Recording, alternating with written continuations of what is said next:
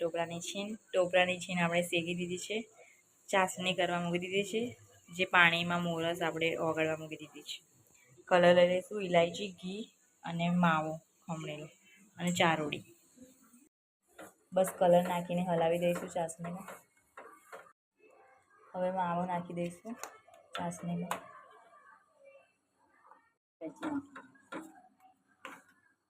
હલાવી દઈશું, એક રસ કરી દઈશું. હવે ઇલાયચી નાખી દઈશું.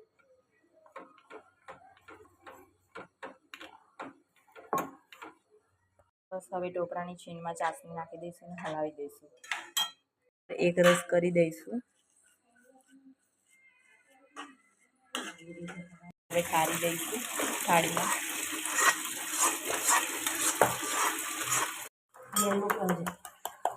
બસ આવું કરો, જોઈ લો આપણો ટોપરા પાક રેડી છે.